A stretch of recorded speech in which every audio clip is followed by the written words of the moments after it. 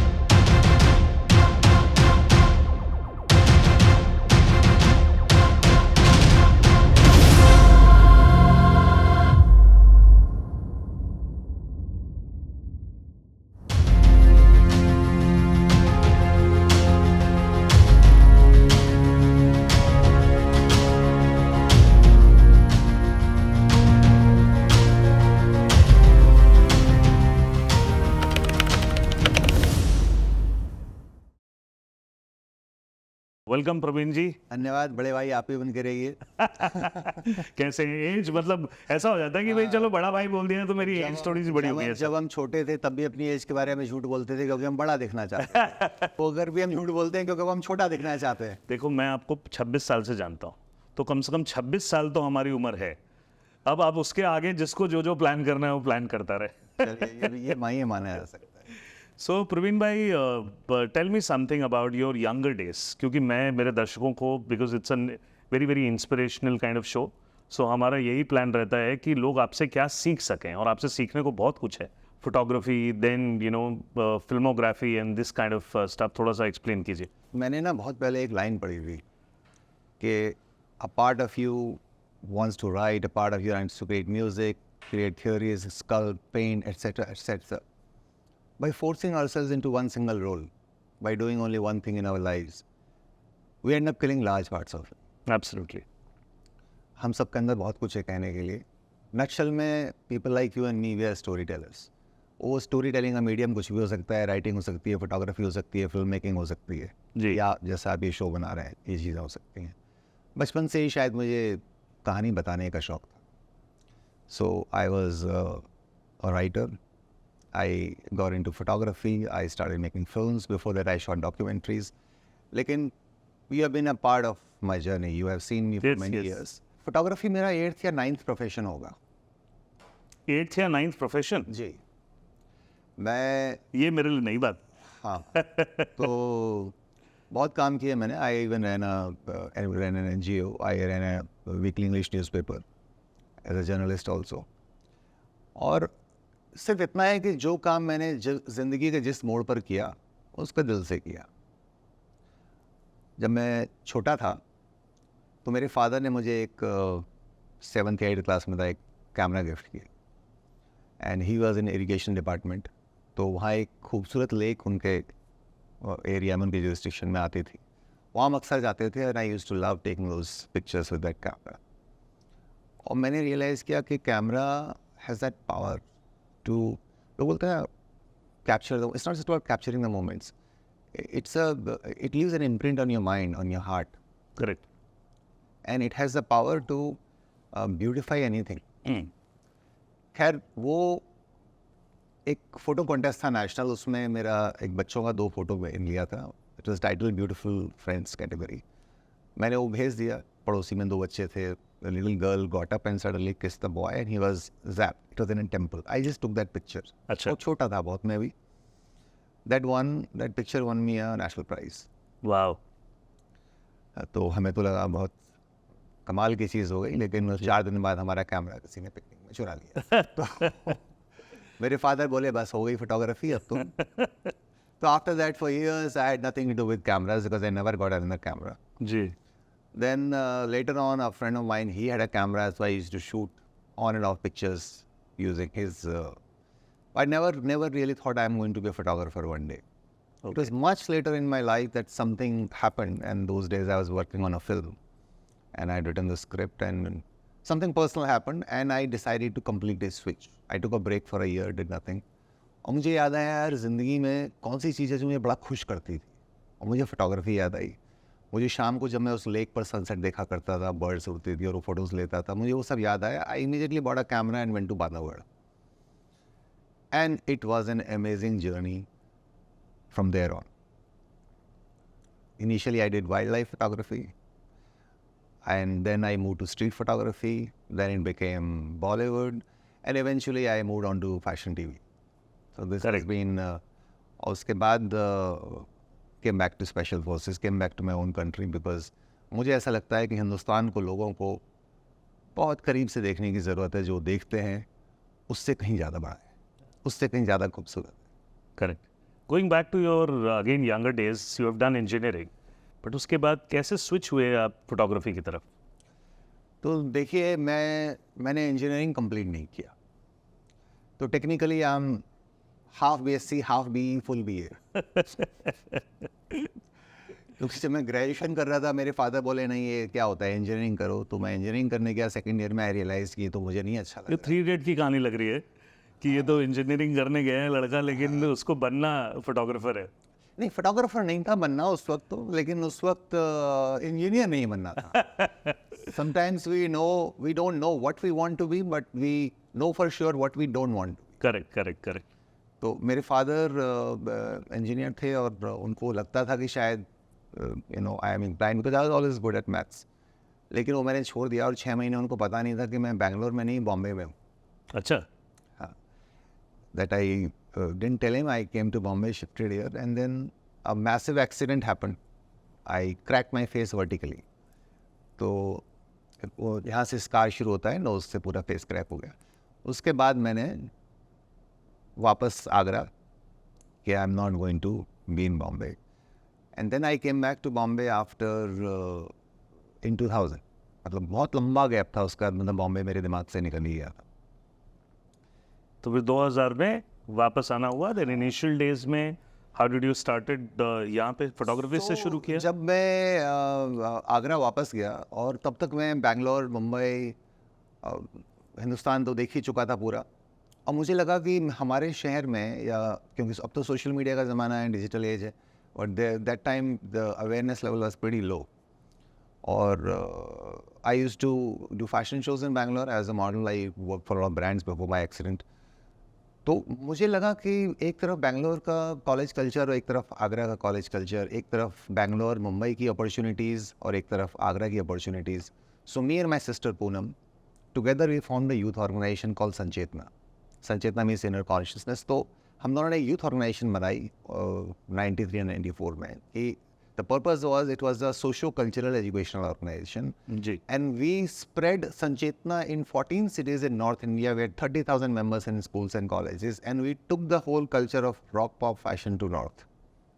ओह, जो लोग सोच नहीं सकते थे उस वक्त और बातें नहीं करते थे, फैशन शो को लोग फैंसी शो बोलते थे, लेकिन क्योंकि हम उसका एक पार्ट थे जी. तो हमने वो वहाँ के कॉलेजेस को, स्कूल्स को एक्टिवेट करने के लिए, उनको ये अपॉर्चुनिटीज़ देने के लिए कि यहाँ के बच्चे, देखिए it's only a mindset. Correct. Like we did an inter-school festival, music festival, the winner is going to perform in Euphoria. So the Euphoria was number 1 band that time. We did another correct. festival that the winners of I Love Agra campaign are going to be with Remo Fernandez. Remo Fernandez का जलवा था, super hit हुआ करता था, सही बात. Music था. And the idea was to bridge the gap between being a nobody and being a somebody. Correct. Like fashion shows हम करते थे, we used to get the topmost models from the country and do shows in Agra and take the people from Agra to be a part of those shows. तो आज अगर आप उस वक्त की जो सुपर मॉडल्स थी, महर जैसी या नम्रता, उनके साथ वॉक कर रहे हैं, या जॉन इब्राहिम, अर्जुन रामपाल के साथ, सो यू रियलाइज कि वो हमारे जैसे ही है. सही बात है. So the idea of Sanchetna was to bridge that gap. And we were highly successful. And eventually, after Sanchetna, Sanchetna के लिए तो events was a part of a social cause. But then I got into event management, formed my own event company. And again, we were the first in North to have this event management, event production, creative events company. जब लोग event management term नहीं हुआ करता था. Correct. Event management term ही बहुत बाद में आया. लोग बोलते थे क्या करते हैं तो शो वो करते हैं.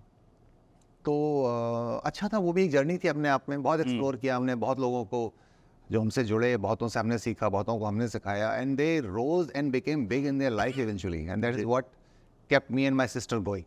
तो हर साल होता था ये इवेंट आगरा में? Oh, we used to do many events in a year. अच्छा.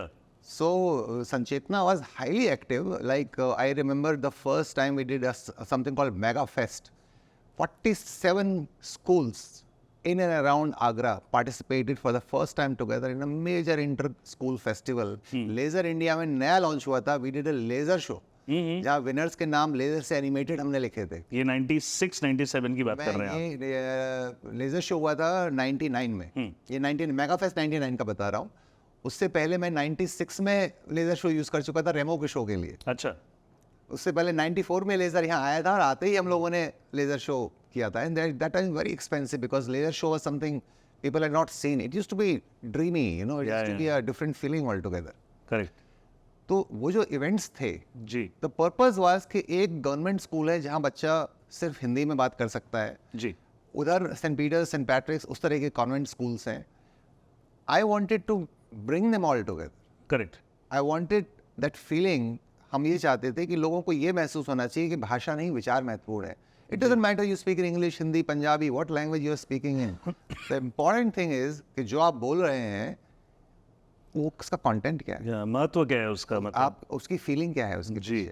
तो ये जो हमने फेस्टिवल्स करने शुरू किए थे, ये बच्चों को जोड़ने के लिए. कि आप ये ना समझें कि ये अगर मर्सिडीज से आ रहा है या BMW से आ रहा है तो कॉन्वेंट में पढ़ रहा है तो ये आपसे कहीं ऊपर है. आप गवर्नमेंट स्कूल में रिक्शे से जा रहे हैं तो आप कहीं नीचे हैं. और वही होता था. सही बात है. जब वो लोग इन फेस्टिवल्स में जीतते थे, like 47 schools participating in over 32 activities. Absolutely. Huge thing. And you can imagine the management, the coordination behind the whole thing. अगर आप 32 कॉन्टेस्ट कर रहे हैं 7 schools में डिसेंट्रलाइज करके over a period of 2 weeks, it used to be the craze of the city. और gap भी बहुत बड़ा हुआ करता था. गवर्नमेंट स्कूल्स और ये पब्लिक स्कूल्स के गैप बहुत थे दिल्ली में, क्योंकि उसी ज़माने में I was also doing my college in Delhi. So इस तरीके के कल्चरल प्रोग्राम खास करके यूपी जैसी जगह में, और वो भी आगरा में, उस लेवल का करने के लिए बहुत सारा एंटरप्रेन्योरशिप स्किल सेट भी चाहिए होता है, जो मेरे ख्याल से बचपन से आपके अंदर है. I don't know, but I practically used to bulldoze myself. अच्छा. If I had an idea, I was never a good team player. Team player in the sense, कुछ लोगों में आर्ट होती है कि वो इंडस्ट्रीज, ऑफिसेज बनाते हैं, 50 लोग उनके नीचे काम कर रहे होते हैं. जी. मुझे पता नहीं क्यों लोगों पे डिपेंडेंसी कभी अच्छी नहीं लगी, या तो मेरा तजुर्बा अच्छा नहीं रहा. तो मैंने हर चीज़ में अपने आप को ही खुद ठीक कर लिया कि अगर पोस्टर डिज़ाइन से पोस्टर चिपकाना भी है तो मैं खुद कर लूँ. स्पॉन्सर चाहिए तो खुद ढूंढ लेंगे, टिकट बेचनी है खुद बेच लेंगे, जी. लोगों को साथ जोड़ना है खुद जोड़ लेंगे. जी. वो सो People used to make fun कि I'm a one man army, you know, that's what people used to say. कई बार वो आपके फेवर में काम करती है ये चीज़ें और कई बार आपके अगेंस्ट भी काम करती है, क्योंकि ज़िंदगी अगर आपको ग्रो करना है तो आपको एक टीम चाहिए. My sister was better at it. तो she used to manage most of the things of संचेतना and I used to be the one who would plan कि ये ऐसे ऐसे मेरे दिमाग में चीज़ें चल रही हैं. जी. और बहुत चीज़ें अच्छी हुई, जैसे सुष्मिता सेन हमारे साथ काफ़ी शोज उस वक्त किए थे. Suddenly she became miss India, in 6 months she became miss universe. मैं आपको सितंबर 94 की बात बता रहा हूँ जब वो इंडिया आई. तो आते ही हमने लोगों ने बोला वो संचेतना के साथ पहले तो कहीं ना कहीं जुड़ी थी, अब वो आएंगी क्या एज मिस यूनिवर्स में. जी जी जी. I met her in Taj, she had just landed in Delhi. मैंने कहा ये हम we want to do a plantation thing, I want to launch I love Agra campaign और मैं चाहता हूँ कि पौधा तुम लगाओ ताज के पीछे. तो miss universe incorporate they put there foot down कि यू हैव टू पे $5,000. That is when she will do any activity. मुझे याद है उस वक्त $30 का डॉलर हुआ करता था, इसलिए याद है कि 1.5 लाख रुपए टोटल उन्होंने मांगा था. अच्छा. तो मतलब दिमाग खाओगे, पौधा लगाने का कौन 1.5 लाख रुपए देगा तुमको. जी. Sushmita, I really owe it to her even today when I, you know, go back in the beautiful memory collection which I have. It was one of the best memories. She put her foot down. She said, I am going to plant this tree whether you like it or not. Correct. And she did that plantation behind Taj Mahal and we launched I Love Agra campaign. So these kind of activities made huge impact on the young minds. Sanchetna. Because see, we wanted also them to be involved, not just culturally, but in the social activities. Correct. So that is very important. तो हमारी membership का सीधा ये था कि आप next class में पुरानी किताबें हमें दे दीजिए. जी जी जी. आप सर्दियों में आपको हमारे शो में पार्टिसिपेट करना है, नो मेंबरशिप फी, पुराने गर्म कपड़े हमको दे दीजिए. जी. So you can imagine with an organisation with a strength like that, हजारों बच्चे जब उसमें पार्टिसिपेट करते थे तो इट वाज एन एडवेंचर अपने आप में. Then 2000 you moved to Bombay. 2000 I move to Bombay, क्योंकि जब हम बहुत छोटे थे मैं और मेरी बहन प्लान करते थे हम फिल्में बनाएंगे. हमने सोचा हम बनाएंगे फिल्म तीसरी मंजिल, तो मालूम पड़ा तो बन चुकी है. अच्छा. फिर हमने बनाया, सोचा हम बड़े हो गए मंजिल बनाएंगे, तो सनी देओल आ गया. फिर उन्होंने कहा 5वीं मंजिल बनाएंगे, है ना. तो हम मंजिलें जोड़ते चले गए. फिल्म अभी तक नहीं बनी है. जी जी जी. ठीक है, लेकिन वो सिनेमा का जो ऑब्सेशन था जी. वो कहीं ना कहीं बचपन से ही था कि ultimately we have to make films. I eventually realised कि मैं फिल्म तो एक फोटो में भी बना सकता हूँ, मैं कहानी तो एक सिंगल फ्रेम में भी कह सकता हूँ. करेक्ट. शायद इसीलिए I got obsessed with the whole idea of photography. जी. क्योंकि जब मैंने फोटोग्राफी शुरू करी तो जब मैं जंगल में पहली बार गया तो मैंने एक आधा खाया हुआ सांभर वहाँ था, उसके फ़ोटोज़ लिए, कुछ एक्सीडेंट के फ़ोटोज़ लिए. मैं अपनी मदर को दिखा रहा था. उन्होंने मुझसे बोला कि ये हाँ अच्छा है बहुत अच्छा है.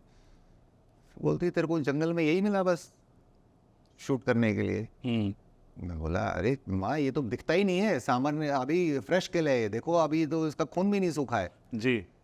पूरी जंगल में जानवर एक दूसरे को खाते हैं, ये किसने कौन नहीं जानता. पर क्या ये ऐसी याद है जो लोग अपने साथ रखना चाहते हैं. Correct correct. तुमको भगवान ने एक आर्ट ऐसी दी है, गिफ्ट की है कि तुम अच्छे फोटो खींचते हो.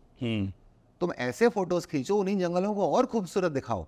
करेक्ट. पॉजिटिविटी स्प्रेड करो. दुनिया जो है सिर्फ नेगेटिव सोचती है, नेगेटिव चीज़ों की तरफ जा रही है. तुम ये सब मुझे तो नहीं अच्छा लगता. जी. That conversation with my mother changed the way I looked at photography. I realized I've been blessed with a gift where I can make people happy, where I can inspire, where I can show them the world in a different way. And also, my work did not only help others, but helped me a lot. मेरे लिए एक inward journey थी.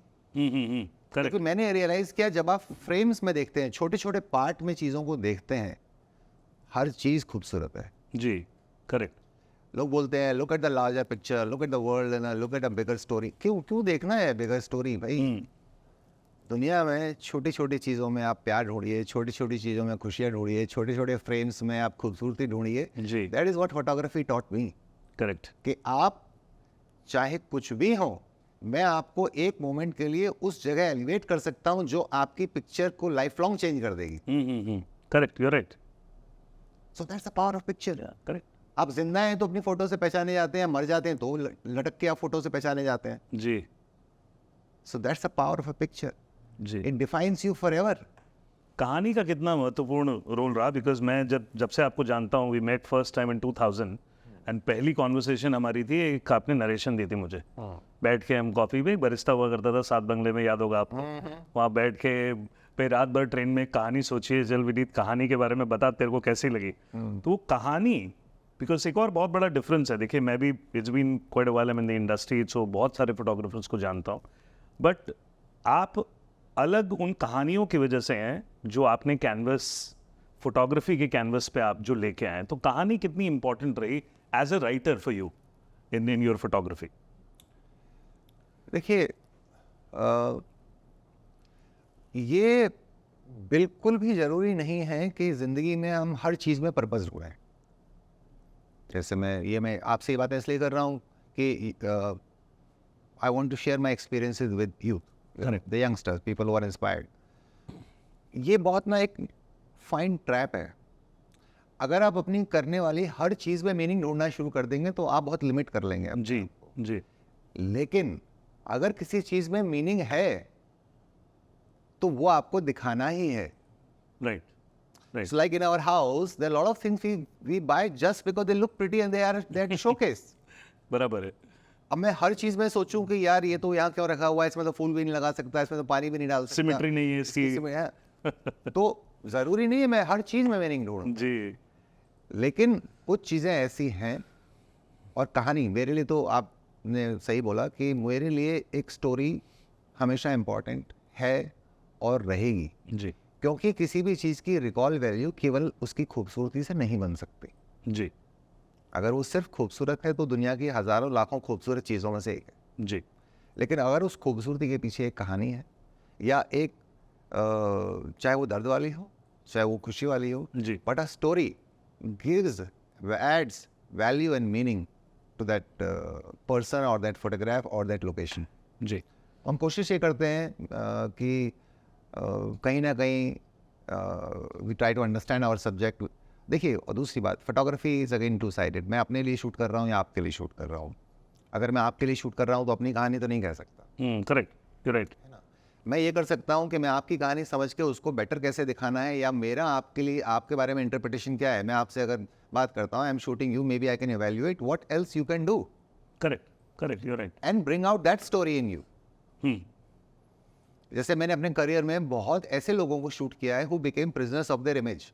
उनकी एक image बन गई कि ये ऐसे हैं और वैसे ही फंसे रह गए। वो बहुत टीवी एक्टर्स को शूट किया जो फिल्म में जाना चाहते थे, बहुत प्रोड्यूसर्स के लिए शूट किया जो कास्ट करना चाहते थे लोगों को, लेकिन समझ में नहीं आ रहा था लें या ना लें।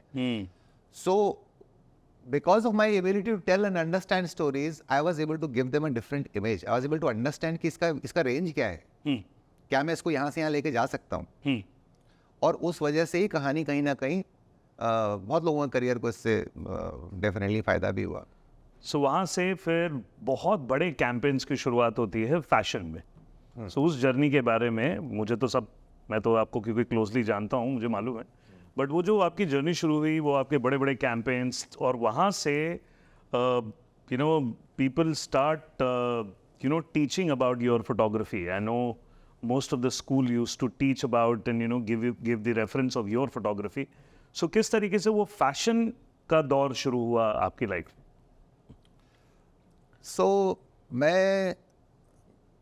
मुझे बहुत साल लगे अपने आप को फोटोग्राफर बोलने में, ऑनेस्टली स्पीकिंग। और मैं तो आज भी अपने आप को फोटोग्राफर कम ही बोलता हूँ, क्योंकि अगर आप मुझसे पूछेंगे कि ये चार चीज़ें कैसे काम करती हैं, मुझे नहीं मालूम। I am purely an instinct है, मुझे लगता है ये ऐसा होना चाहिए। So one day Mr. Shashi Ranjan called me. He used to a magazine called Great. He said मुझे एक कवर शूट करना है। मैंने कहा सर मैं तो वाइल्ड लाइफ शूट करता हूँ, स्ट्रीट शूट करता हूँ, मुझे बोले नहीं करो मिलो। मैं नहीं गया, 3 महीने तक नहीं गया। अच्छा। हाँ, मुझे करना ही नहीं है, मैं तो अपने शौक के लिए फोटोग्राफी करता हूँ। करेक्ट। और मुझे ये आता भी नहीं है कि ये कैसे हुआ, ये लाइटिंग कैसे होगी। Finally I met him and I'm grateful for that conversation. He said you don't realize what you can tell. You can tell a story in anything, the way you shoot. मेरे को ये story अपने cover page पे चाहिए इन actors के साथ। अच्छा। मैंने मैंने तो कभी किसी को शूट किया नहीं। बोले तो क्या हो गया, अब करो। आई shot the first cover, second cover, third cover. अब सेकंड कवर आया मंदिरा बेदी का, वो स्टूडियो में शूट था, तो मुझे तो लाइट कनेक्ट करनी नहीं आती थी, बराबर। फ्लैश लाइट के बारे में कुछ पता नहीं था जी। तो मंदिरा ने पूछा कहाँ है आपका स्टूडियो। मैंने कहा मैं बताता हूँ आपको। घर के बाहर एक स्टूडियो था, मैंने वो देखा, अच्छा ये तो स्टूडियो है। वहाँ असिस्टेंट को मैंने कहा कल सुबह से बुक है, तुम मेरे साथ बैठ के लाइटिंग कराओगे। अब ये जब 3-4 cover back to back shoot हुए तो मुझे लगा यार लोग मुझसे ज़्यादा सीरियसली ले रहे हैं, है ना, कि हमको तो यही चाहिए. Then I taught myself. Then I taught myself how to use every single available light source in the world. चाहे वो मोमबत्ती की रोशनी हो, चाहे बल्ब की रोशनी हो, चाहे वो कहीं से भी कोई रोशनी आ रही हो, लाइट का प्ले क्या है, how light can tell a story, how you can enhance using the light. रात रात भर वीडियोस यूट्यूब ये वो, अपने जो मेरा घर में काम करता था लड़का 3 बजे उसको उठाकर फ्लैश लाइट लगा दी, वो नींद में बैठा हुआ है, बैठा ही तो है, बैठा रहे चुपचाप, मुझे फोटो खींच के देखना है. अच्छा. That is how I trained myself over the years. And then opportunities started coming. Feroz, a choreographer, is fabulous. He said Ali Zafar के साथ शूट है और आप ही को करना है. मैंने कहा मुझे नहीं करना है. बोले नहीं, कैंपेन है, बड़ा है. So I told the agency, this is how much I charge.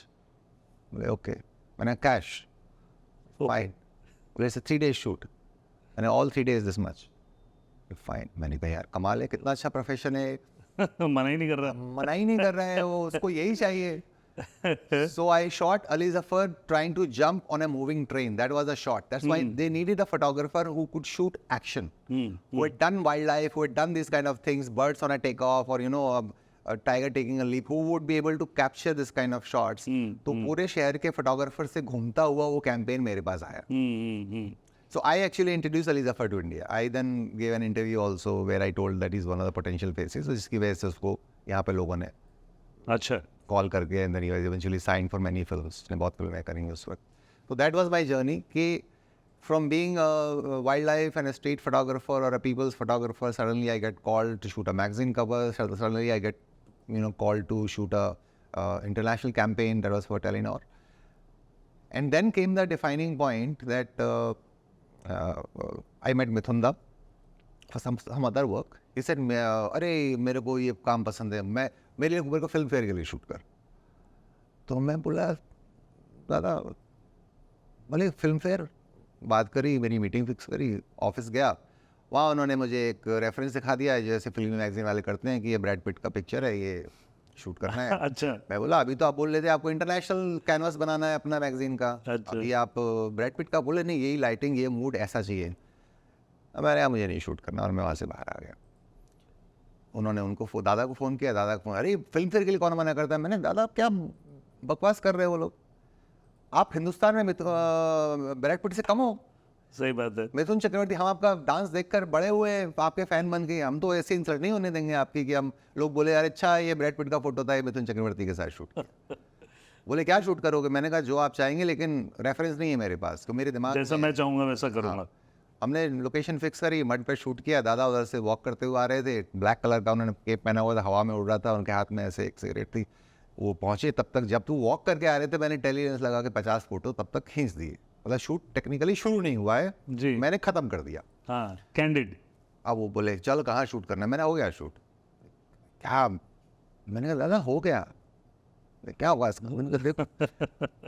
बोले अरे क्या फोटो है.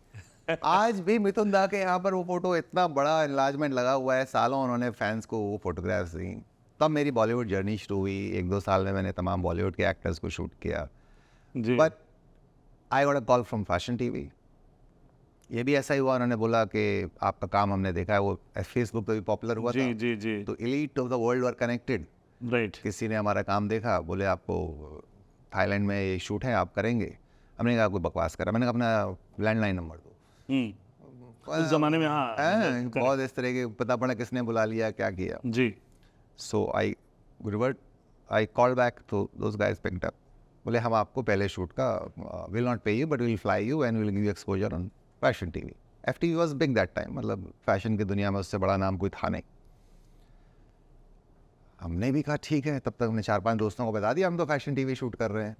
उनका फ़ोन आया कि भाई अब हम आपको नहीं चाहिए क्योंकि हमारा जो हेड ऑफ फोटोग्राफी है वही शूट करना चाहता है. जी. तो हमने कहा ये तो हमारे साथ इन्होंने नाइंसाफ़ी कर दी, एक्साइट करके हमको. फिर उनका फ़ोन आया कि आप एक काम कीजिए, हम टिकट भी नहीं देंगे आपको, आप आना चाहें तो थाईलैंड आ जाइए और we'll give you all the models and the location free. आप वहाँ आराम से रहिए as our guest. You can shoot whatever you want since we called you first. But photography primarily our guy will be doing. ठीक है. तो हमने अपना बैग पैक किया, जाने वाले थे तो हमारे एक मित्र हैं IPS, उनका फ़ोन आया, मैंने कहा यार मैं तो बिज़ी हूँ, मैं जा रहा हूँ ज़रा, आई एम गोइंग टू कोपगन, वो कोसमई। किस लिए? बोले कैसे हुआ? मैंने कहा ऐसे ऐसे हुआ। बोले कुछ जानते हो वहाँ के बारे में? मैंने कहा नहीं, पहला अपना ट्रिप है बाहर का। जी। बोले वहाँ पड़े हुए किसी खाड़ी में तो तुम्हारी किडनी अच्छा। निकाल के ले जाएंगे, हाँ। हाँ, और तुम्हारा 15-20 लाख का कैमरा लेके जो तुम जा रहे हो जोश में जी। यहाँ पर, कुछ पता वता कर लेते तो बेटर नहीं होता। बराबर, मैंने कहा अरे ये तो सोचा ही नहीं कि हो सकता है सब ऐसे ही चल रहा हो। सही बात है। मैंने कहा जाऊँगा तो सबसे पहले मैंने इंश्योरेंस वालों को बुलाया, मैंने कहा medical insurance, equipment insurance, health insurance, travel insurance, सारे इंश्योरेंस कर दो सबसे पहले। वो एक दिन में सब समझ में आ गया कि कितने इंश्योरेंसेस होते हैं अगर आप बाहर जा रहे होते हैं। Correct. Anyway I went to Bangkok, वहाँ से वो लोग मिले and they had nice setup. Second day they came, आप क्या शूट कर रहे हैं? थर्ड डे सेट, हमारा फोटोग्राफर बड़ा बकवास है, क्या आप शूट करेंगे? मैंने मेरी टिकट के पैसे दो सबसे पहले तो, सबसे पहले ठीक है, जो मैं अपनी टिकट खर्च के यहाँ तक आया हूँ। बोले अगले दिन, बोले ये तो बड़े अच्छे फोटोज़ हैं, हम यूज़ कर सकते हैं। मैंने कहा वो शूट के पैसे दो, सही बात है। ठीक है ना। सारा रिवर्स इंजन पे काम करो। रिवर्स इंजन पे काम करो। आपने जो है बड़ा पकाया, हमारी तो हंसी उड़ रही होती, हम तो 4 दिन पाकिस्तान नहीं जा पाते, लोग बोलते थाईलैंड जाना था तुमको तो। खैर eventually it was a fabulous experience and then on I developed a beautiful relationship with those people. I traveled the world with them. I got to shoot some of the best exotic locations. एक अलग जिंदगी देखने को मिली उन लोगों के साथ जो हमें नहीं मालूम था कि एग्जिस्ट भी करती है। And I'm very grateful for that that incident or that call. तो ये है हमारी फैशन की जर्नी। फैशन की जर्नी। सो प्रवीण भाई, उसके बाद जर्नी तो काफ़ी लंबी है, बिकॉज हम उसको समा नहीं सकते, बिकॉज करने जाएंगे तो 2-4 दिन लग जाएंगे इंसाइक्लोपीडिया, ओवर का भी मालूम पड़ जाए, है ना, मतलब सारी की सारी चीज़ें। तो उसके बाद जहाँ तक मुझे याद है, आज तक किसी फोटोग्राफर को अलाउड नहीं हुआ ताज को शूट करने के लिए, आज तक जहाँ तक मैं जानता हूँ। कैसे, तो पहले वो आपने कन्विंस किया, और कन्विंस किया या उन्होंने आपको कन्विंस किया वो मैं नहीं जानता हूँ, लेकिन वो जो ताज की जो शूट है उसके बारे में बहुत कम लोग जानते हैं, क्योंकि बहुत सारे बड़े बड़े फैशन शूट्स और बड़े बड़े ऑर्गेनाइजेशन, एक ऑस्ट्रेलिया में भी आपकी फ़ोटो पहुंची थी, तो मैंने कहा मेरे दोस्त की है। So we were in Brisbane and हमने वहाँ पे देखा कि वो फ़ोटो शूट के अंदर वो एक ताज की फ़ोटो लगी हुई है। मैंने कहा यार तो 100% प्रवीण की फ़ोटो है। सो दे सेड कि नहीं नहीं, ये तो हमको किसी फैशन मैगजीन ने दी है और ये दी है वो दी है। सो वो ताज का जो शूट था, which is an iconic shoot till date, उसके बारे में how did it happened? So I am basically from Agra. I grew up in Agra rather. जी। और ताजमहल को हम बचपन से ही देखते हैं, और हर 5 साल बाद ताजमहल जब आप जाएंगे तो आपको अलग दिखेगा, क्योंकि आपकी मैच्योरिटी और आपकी एज एक्सपीरियंस बढ़ गया है, तो आपको देखने का तरीका बदल जाता है ताजमहल। जी। I always wanted to shoot something there, but it was never an obsessive, crazy feeling. Correct. फिर इत्तेफाक से क्या हुआ, एक दिन मिस्टर शांतनु शौर्य से मेरी मुलाकात हुई। जी। Used to really value his work. उन्होंने बहुत लेजेंडरी कैंपेन्स क्रिएट किए थे, और अचानक से मुझसे बोले कि 30 साल फोटोग्राफी करने के बाद मेरे पास 30 फोटो ऐसे नहीं है मैं दुनिया को दिखाऊं, बोले ये मेरा क्रिएशन है। करेक्ट। क्योंकि एडवर्टाइजिंग का काम करते थे, वो बोले कि मैं जो शूट करता हूँ वो आज मैं शूट करके डालूंगा, वो पता पड़ा ऑलरेडी किसी ने डाला हुआ है या वो कोई अगले दिन डाल देगा, वैसा ही शूट करके जी। ऑनलाइन। तो sir I have nothing which I can call my own. मुझे ये बात कहीं ना कहीं suddenly it hit me very hard.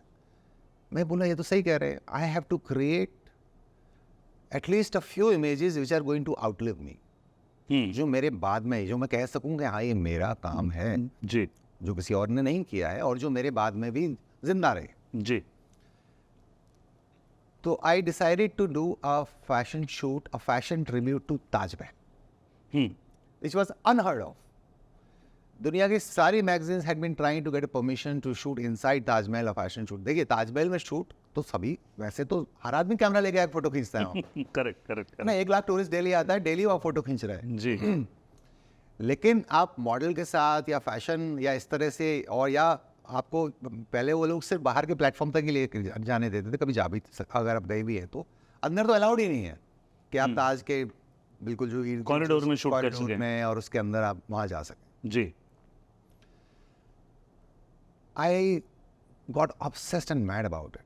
So I started meeting people, and I always had a very good will in Agra because of संचेतना। लोगों को मालूम था उस शहर में कि इस आदमी ने जो किया है वो आगरा को पॉपुलर करने के लिए, यूथ को आगे बढ़ाने के लिए, आगरा सिटी को प्रमोट करने के लिए किया। So they were all supporting me. So eventually we talked to ASI, we talked to UP Tourism, we talked to, I said, आपको कुछ नहीं खर्च करना है. I just want your support.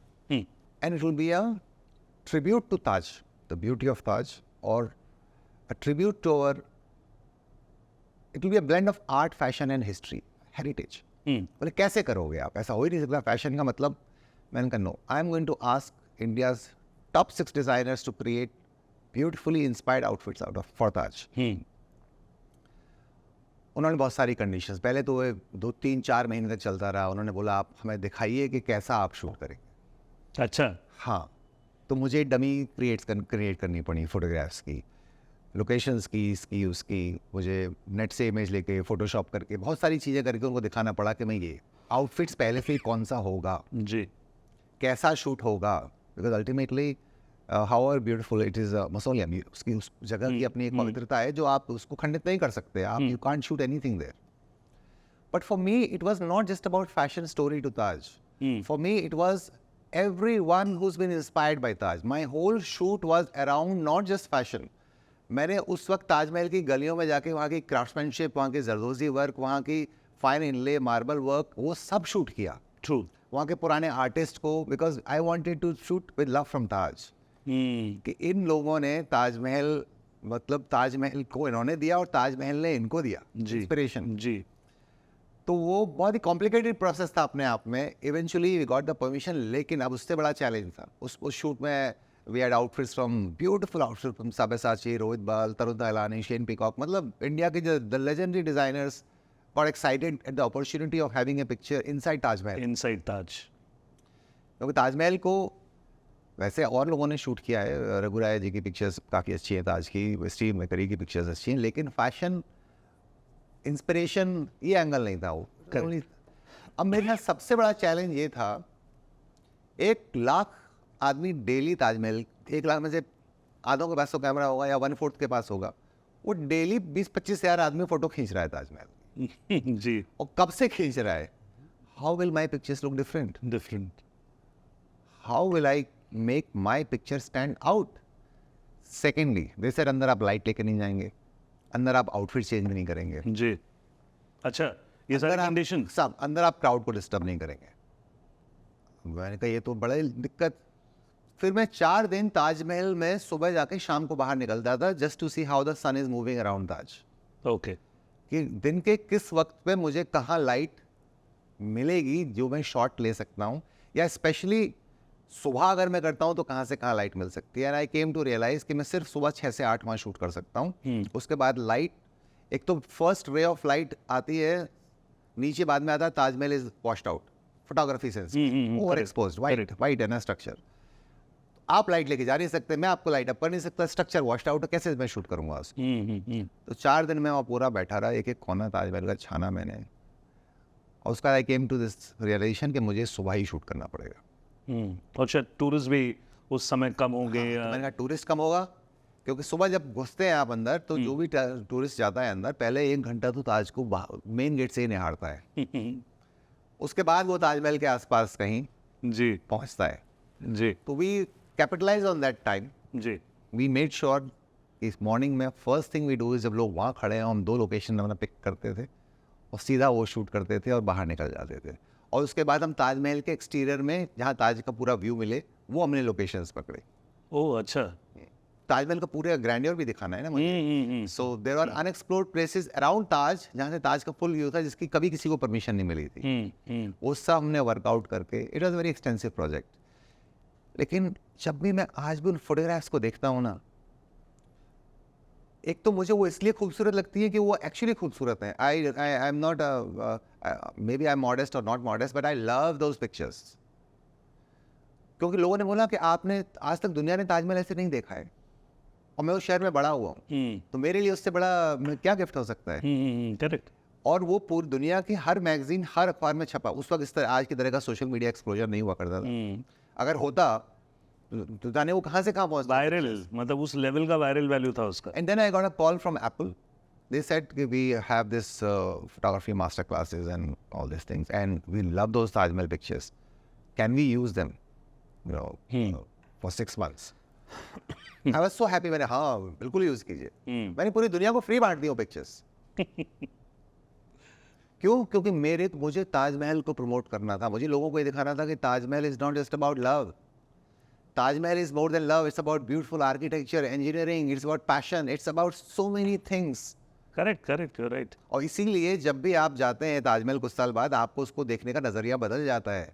क्यों? क्योंकि आपके अंदर वो मैच्योरिटी आती है उस साइंस को समझने की, उस इंजीनियरिंग को समझने की, उस टेक्निक को समझने की, कि जहाँ पानी यमुना के बेड पर, वाटर बेड पर वो ताजमहल स्ट्रक्चर खड़ा है सालों से, और खड़ा रहेगा। तो मेरे लिए वो एक ऐसा प्रोजेक्ट बन गया, एक ऐसा यादगार चीज़ बन गई जिसने मुझे बहुत नाम भी दिया, इज्जत भी दी, और उससे ज़्यादा उसने ताजमहल को एक नई पहचान दी, एक identity. You know, that's the beautiful thing, that you can do something for that creation, Yeah. that you created something new for Taj. So Praveen भाई, ये सारी चीज़ें तो खैर बहुत ही आइकॉनिक थी।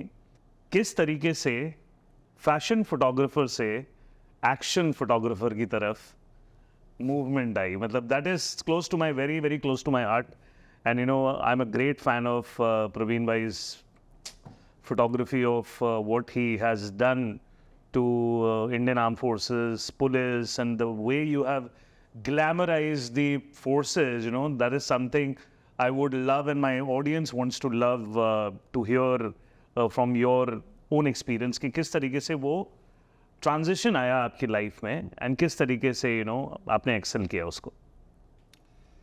देखिए, आपने शुरू में मुझे बोला था कि कहानी क्या होता है कि जब हम अपने काम को आफ्टर वाइल एवेल्युएट करते हैं ना, तो उसमें एक पैटर्न दिखने लगता है जी। बहुत सारी चीज़ें आप इंस्टिंक्ट की वजह से करते हैं, उस वक्त आप ध्यान नहीं देते हैं, बाद में जब आप उनको एनालाइज करते हैं तो आपको रियलाइज करता है there is a pattern. So my photography right from day one had been to establish my country as the best country in the world, and I still truly believe इससे बढ़िया कुछ है ही नहीं हिंदुस्तान से बढ़िया। मैं तो दुनिया घूमी है। जो फ्रीडम ऑफ, लोग फ्रीडम ऑफ स्पीच की बात करते हैं, भैया हमारे यहाँ है।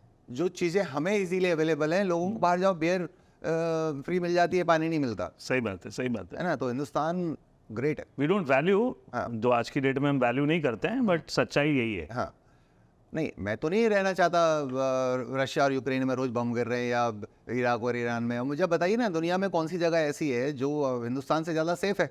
सही बात है, absolutely 200%। Whether it is natural disasters, Japan रोज बार सुनामी आता है। I am trying to say it's a beautiful country which we as Indians, every Indian needs to be really proud of. हाँ, और तुम्हारा तो वही जज्बा रहा है शुरू से, हमारी तुम्हारी एक कनेक्टिविटी रही है उस बात पे। जी। तो हुआ ऐसा कि एक शूट में इजरायली ने, एक दोस्त था मेरा, उसने हमारी फौज की ना बहुत हंसी उड़ाई। अच्छा। क्या तुम्हारे यहाँ के police, what policeman you are, look at this, look at that. फिर उसने एक फोटोग्राफ दिखाया मुझे जो बड़ा वायरल हुआ था, जिसमें एक ट्रक के नीचे 4 लेडी पुलिस, महिला पुलिस थी, वो साड़ी पहने हुई थी और ताश खेल रही थी जी। और दूसरी तरफ एक IDF, इजराइल डिफेंस फोर्स की commando, very beautifully dressed, and you no ये सब चीज़ें वो। और लुक एट, अब वो हो सकता है किसी पब्लिक रैली या बहुत सारे इवेंट्स में होता है कि 24 घंटे की ड्यूटी होती है, आदमी अनवाइंड करने के लिए बीच में ब्रेक ले लेता है, कहीं बैठे होंगे, उनका पर्सनल मोमेंट होगा, लेकिन somebody chose to take that picture and make it viral. I then started scanning internet. I realized that there is nothing actually about our police, about our commandos, about our special forces, about our army, which is inspiring to the youth, or which actually at least tells कि ये लोग करते क्या हैं। सही बात है। तो उससे पहले मैं एक बार इंडियन आर्मी के लिए शूट कर चुका था, नागालैंड गया था मैं। वहाँ के जो लेफ्टिनेंट, जो जनरल सर थे, corps commander, he invited me for a shoot कि they wanted to show another side to the soldier, the whole thing was soft side of a soldier. So I started contributing, but there was never this thing कि भाई मुझे dedicatedly ये काम करना है जी। और आधा फौजी तो मैं बचपन से ही था। मैं कंटोनमेंट एरिया में बड़ा हुआ आगरा में, रोज फौजियों को देखता था बाहर दौड़ते हुए जाता था, उनसे इंस्पायर होकर मैंने बॉक्सिंग करनी शुरू कर दी। जब तक एक फौजी ने मेरी नाक नहीं तोड़ी तो मुझे रियलाइज हुआ कि हम अपने आप को 6.5 फीट का समझते हैं, वो 4 फीट का फौजी होगा आपको मारेगा, है ना। तो बॉक्सिंग तो बंद कर दी, बट वो इंस्पिरेशन बना रहा जी। और इंजीनियरिंग से पहले मैं NDA में जा रहा था, मेरे फादर ने कहा नहीं तुम इंजीनियर बनो। तो फौज से फैसिनेशन हमें शुरू से रही, मतलब वो इनहेरेंट थे आपके अंदर। दूसरा, जब ये मुंबई टेरर अटैक हुआ तो एनएसजी का नाम अच्छे से हमने पहली बार तब सुना, black cat commandos, and that was such an awe inspiring image कि हेलीकॉप्टर से स्लिथरिंग करते हुए ताज पे उतर रहा है कमांडो, है ना, और कैसे फायरिंग हो रही है, उसमें शहीद हुए, उसमें मुंबई पुलिस के लोग भी थे, मुंबई पुलिस के ऑफिसर्स थे. So I picked up these two organizations and I decided I'm going to start with these two, which is Mumbai Police and NSG, and I'm going to contribute to the way they are perceived in media. Correct. क्योंकि जब मैंने ये net पर research किया तो मैंने realise किया कि आज की तारीख में we are living in the world of psychological warfare. दुनिया में कौन कितना ताकतवर है वो सिर्फ इंटरनेट पर लोग देख के जज कर लेते हैं, उसी से उनको समझ में आ जाता है. चाइना 1000 ट्रक टैंक खड़े करके एक साथ फोटो डालता है तो लगता है उससे बड़ा कुछ है ही नहीं. See, it's all about the kind of images. क्या नेवी सील, आपने देखा है नेवी पर पूरा हिंदुस्तान जानता है navy seals. It's how you market yourself, how you project yourself. What are we doing? हम परेड में 10 फोटो लेने के अलावा कुछ नहीं करते, और वही फोटो दुनिया भर छपते हैं. सही बात है. मीडिया का हमेशा क्रिटिकल एंगल रहता है. वो रैलीज में यहाँ वहाँ पुलिस का कुछ भी शूट करेगा, वो फोटो निकालेगा जिसमें सबसे खराब दिख रहा हो पुलिस वाला. So I started working on it. बहुत लोगों से मिला, किसी ने सीरियसली लिया, किसी ने नहीं लिया, किसी ने बोला, जो मेरे दोस्त लोग भी थे, बोले यार परमिशंस कैसे देंगे, कैसे होगा, कभी आज तक ऐसा हुआ नहीं है, तुम्हारी तो फीस ही नहीं दे सकते हम, आप तो फैशन टीवी, बॉलीवुड, अमिताभ बच्चन सब कुछ. मैंने कहा देखो, ये मैं करना चाहता हूँ. क्या मैंने आपसे पैसे मांगे? मैं ये चाहता हूँ कि आप वो बेकार पिक्चरों की बजाय जो मैं आपको शूट करके दूँ, इनको आप यूज़ कीजिए. करेक्ट. तो आप ऐसे ही करेंगे हमारे लिए? मैंने भैया ऐसे ही करूँगा. I'll give you my time, I'll give you my resources, I'll give you my expertise, my experience, my background, but when I do it, I will do it my way, you will not interfere. वो दिन है और आज का दिन है. Mumbai police calendar तो 9 साल मैंने, mister Bachchan, chief minister and commissioner of police, हर साल हम लोगों ने उमंग में उसको लॉन्च करते थे, जो कि ज़बरदस्त viral. Mumbai police calendar started a trend within the police forces that how police can be made to look. Like railway police commissioner का मुझे फ़ोन आया यार, जब भी हम गूगल करते हैं तो रेलवे पुलिस तो केवल रेलवे ट्रैक पे डेड बॉडी दिखाते हैं. रेलवे पुलिस के नाम पर रेलवे ट्रैक पर कोई डेड बॉडी दिखती है, रेलवे पुलिस का कुछ नहीं मालूम किसी को क्या करती है. डार्कर साइड ज़्यादा दिखाया जाता है police. So I studied railway क्या करती है. Then I realized कि they do so much great work. They are protecting our old बड़े बड़े लोहे के पुल हैं, टनल्स हैं, हेरिटेज प्लेसेस हैं, कितना कुछ कर रही है रेलवे पुलिस. ये थोड़ी है कि केवल they even work, you know, as anti-sabotage teams. They are checking the tracks. They're helping people. So I worked on that thing, and that was the first time people actually saw कि भाई railway police क्या है. So Mr. O.P. Singh called me. He was the DG. He was in India. He said, "अरे boss, आपका वो देखा हमने, आप हमारे लिए शूट करिए." मैंने कहा जी. मैंने सर आप क्या करते हैं? इंडिया. मैं फिर वो रिसर्च किया मैंने जी. फिर देन ही बिकेम DG ऑफ CISF. तो बोले भाई हम CISF वालों को लोग ये बोलते हैं कि ये तो कोई इंडस्ट्रियल गार्ड है. जी. So I realized our forces, people don't know.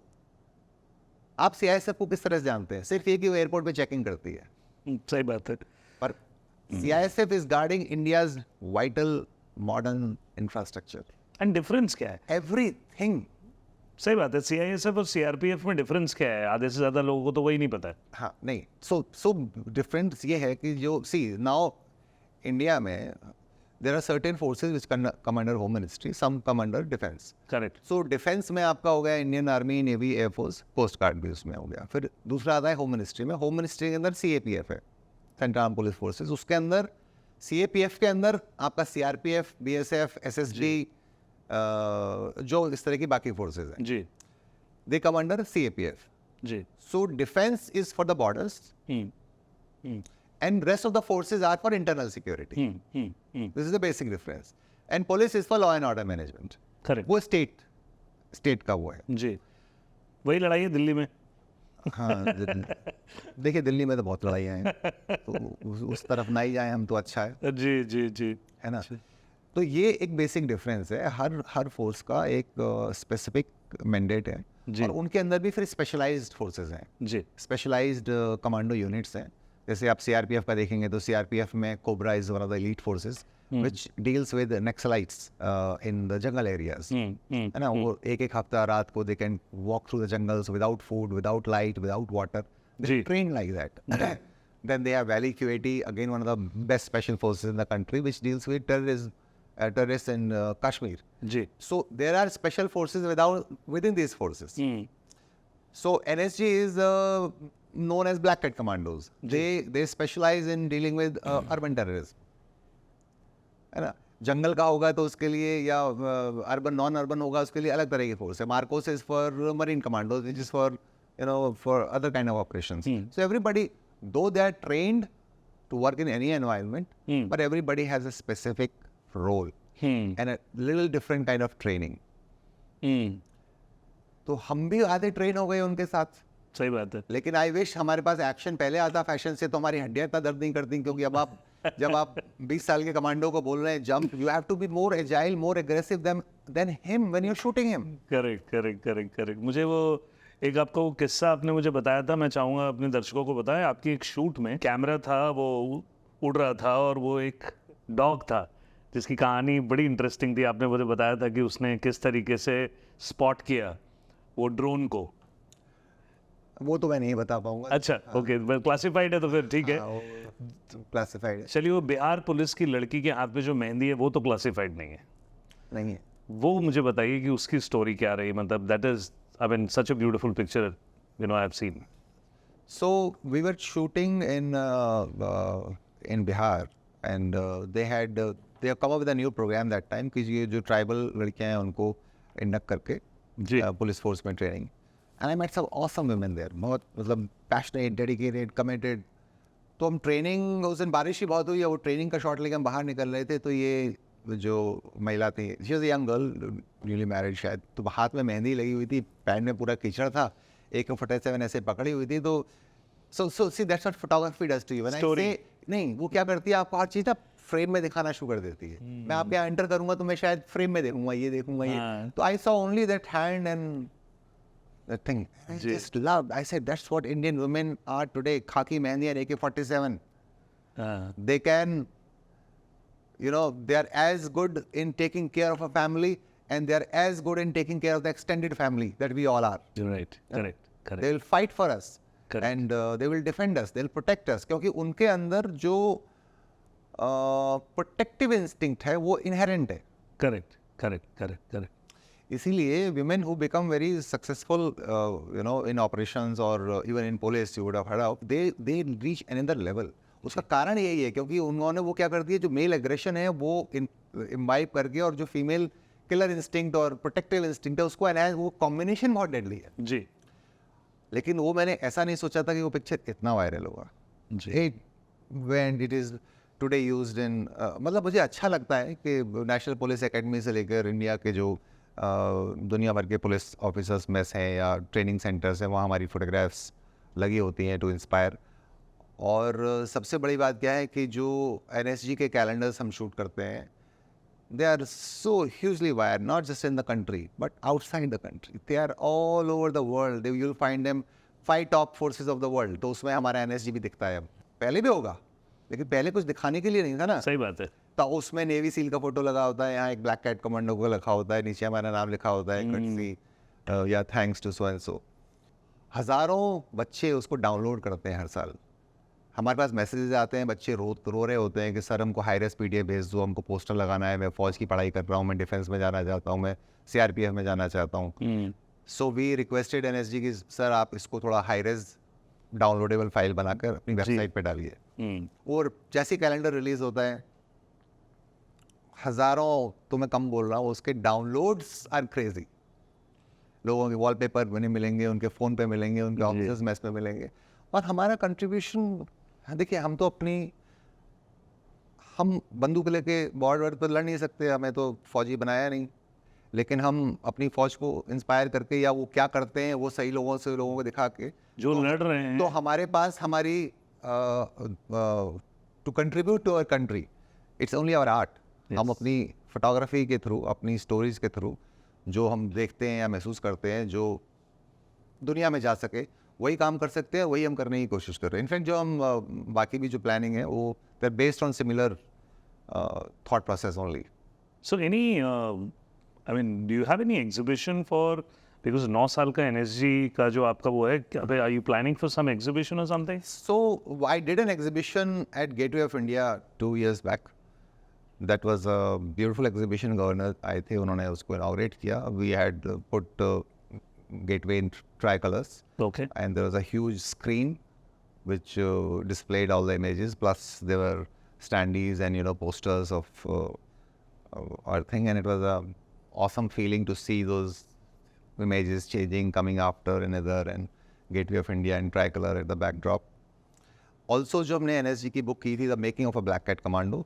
Last 5 years से it is India's official entry by National Book Trust in all international book festivals. चाहे वो वर्ल्ड बुक फेयर दिल्ली में हो या फ्रैंकफर्ट हो या पेरिस का बुक फेयर हो, तो हमारी बुक्स, मेरी कम से कम 3 बुक्स ऐसी हैं जो उन सेलेक्टेड 50 में से हैं जी, जो हिंदुस्तान क्या है उसको दिखाने के लिए बाहर एग्जिबिट करते हैं. I am very grateful to National Book Trust कि उन्होंने हमारे वर्क को ऐसा समझा कि वो उसको उस तरह डिस्प्ले करते हैं. सो कहीं ना कहीं जैसे गीता महोत्सव में last year they asked for our pictures for exhibition, तो दे आर एग्जिबिटेड देयर जी. तो 26/11 पे अगर कोई भी ट्रिब्यूट, कोई भी इवेंट होता है, बड़े बड़े इवेंट होते हैं, so but I don't charge them, I don't even ask for name. मुझे लगता है कि हम इन चीज़ों से कहीं थोड़ा पहले भी नहीं थे ऐसे, और अब भी जी नहीं, and that is what our contribution towards our country, because money is not everything. The kind of work you're doing, I mean, that spells a lot. आपका एक सोशल कैंपेन भी है बेटी, उसके बारे में कुछ बताइए हमें. तो बेटी बेसिकली वो campaign is not initiated by us, it was another organisation's campaign, but what they lacked was powerful pictures to show, ask the world what they want to show. Correct. तो मैंने सोशल कैंपेन्स बहुत shoot किए. I have a very strong connect with people on the street. मेरे को बहुत जल्दी मैं उनसे आइडेंटिफाई कर पाता हूँ, क्योंकि सबसे पहली चीज़ जो मुझे लगती है कि वो सड़क पर वही होते हैं जो वो हैं. They are part of the real India, whatever you say, no fake, no pretentious, and you tell them everybody's gonna smile for the picture. आप कैमरा निकालेंगे वो हंसना शुरू कर देंगे. आप फोटो खींचो या नहीं खींचो, कैमरा. हाँ, they are extremely shy. तो मेरी मदर ने मुझे जब बोला कि आपको ये नहीं दिखाना है बेचारगी, तो मैंने अगर स्ट्रीट पर या ऐसे डिप्राइव लोगों को भी किसी को शूट किया है तो उनको दर्द में शूट नहीं किया, भले ही मैंने खुशी में ना किया हो, but I kept a picture which will talk. जी. नॉट शो दैट वो मर रहे हैं, बर्बाद हो रहे हैं, नहीं. Hope in that moment. या ब्यूटीफुल. देखिए जिंदगी में मैं और आप या ज़्यादातर लोग या हमारे पीछे जो कैमरा में बैठे हुए हैं, जो बार बार इधर उधर देख रहे हैं, सुन नहीं रहे हैं, वो अभी भी उधर ही देख रहे हैं, ये हम सब होप में हैं कि tomorrow is going to be a better day. जी. सो बॉम्बे तो होप का लिविंग एग्जाम्पल है. हाँ. पूरा ये लोग बोलते हैं स्पिरिट ऑफ बॉम्बे नहीं है, स्पिरिट ऑफ बॉम्बे होप है. Tomorrow is a better day. Yeah. So this is what I shoot in my pictures. We show that hope even in those. So Beti campaign also was highly successful because of the pictures that were powerful, and though she is holding a empty plate in her hand, but the way she's looking at you, she's talking, she has hope and she wants to connect with you. That was the whole thing. Yeah. अभी हम जो नया campaign जो हम launch कर रहे हैं, actually that is going to be a eye opener for the country, and that is what is required the most, which is on disaster management. So we launched a project called Safe Bharat.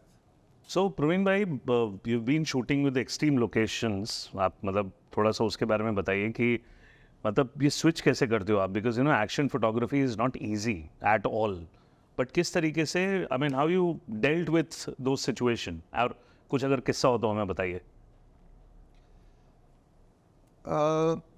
देखिए एक ही उसके पीछे एक inspiration या जोश रहता है. हम ये सोचते हैं कि जब ये लोग यहाँ सर्व कर सकते हैं, रह सकते हैं, काम कर सकते हैं, दुश्मन से लड़ सकते हैं, तो हम जाके यहाँ फ़ोटो क्यों नहीं खींच सकते. करेक्ट. लेकिन मैं स्पेशली यंग फोटोग्राफर्स को बोलना चाहूँगा कि इसमें थोड़ा सा इसमें बैलेंस लाने की ज़रूरत है, because you have to understand कि they are physically trained to be at that in that environment at that place. और आप कि अगर वो फिजिकल ट्रेनिंग नहीं है तो उसको आप आसान ना समझें, ना वहाँ जाने की इस तरह से कोशिश कर रहे हैं नेसेसरीली। और हाँ, हादसे तो हर फोटोग्राफर की जर्नी है। लोग तो स्टूडियो में शूट कर रहे होते हैं, लाइट गिर जाती है ना।